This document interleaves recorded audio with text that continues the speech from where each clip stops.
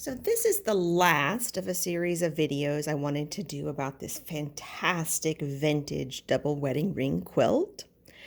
I wanted to show you this one particular trouble spot as well as a little bit of ruler work. For the most part, this quilt was pretty well made and it laid very flat and was very square. But we have this one spot.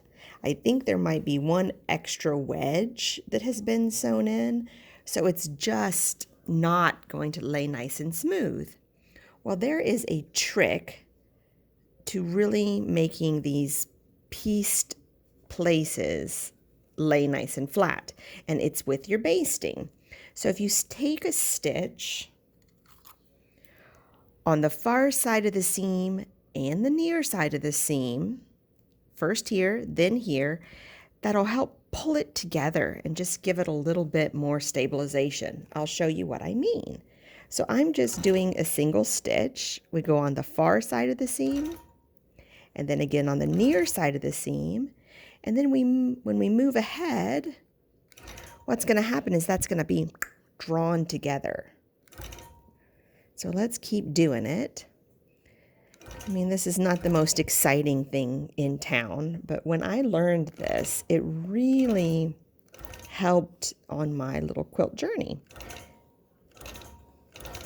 So maybe it will help you as well. And after I get this little guy basted, I just wanted to show you a little bit more of my ruler work. Because, I don't know, that might be exciting for you. It might not be, but I know when I first started quilting, rulers were very intimidating for me. So, now that we have this fairly well basted, there's definitely going to be some folds in it.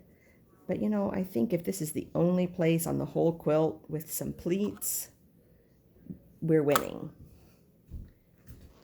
So I'm going to be using my little tiny straight ruler. This is from the Quilted Pineapple. I love this ruler. So what we're going to do is we're going to just see how there's all these X's in the melon above? We're going to do the same thing down here. Now the trick to rulers is A, you have to have a ruler base on, and B, the amount of pressure you put on the ruler. Obviously, if you press super, super hard and you use supernatural strength, it's going to be really hard to move your long arm. But if you have nice gentle strength, then it won't be as hard to move, okay? But it'll still hold your place so you can do your quilting. So I love this size, especially for these little short runs, because it's so easy to control.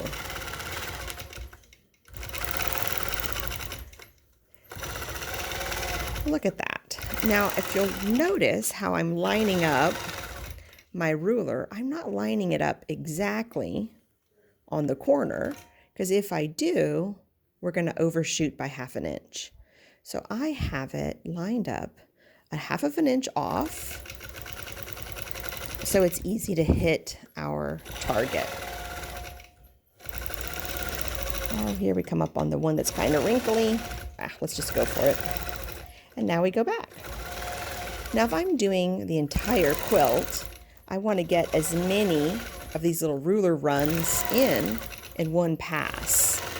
So I would probably do the entire top of the quilt. And then I would come back and do the intersecting line. And here we go. We're done here. And I definitely need to go ahead and finish this melon. And I'm stitching in the ditch, more or less. And if you want to get right in that ditch, you do need to sew a little bit slower. And now we're going to do one echo and a second echo.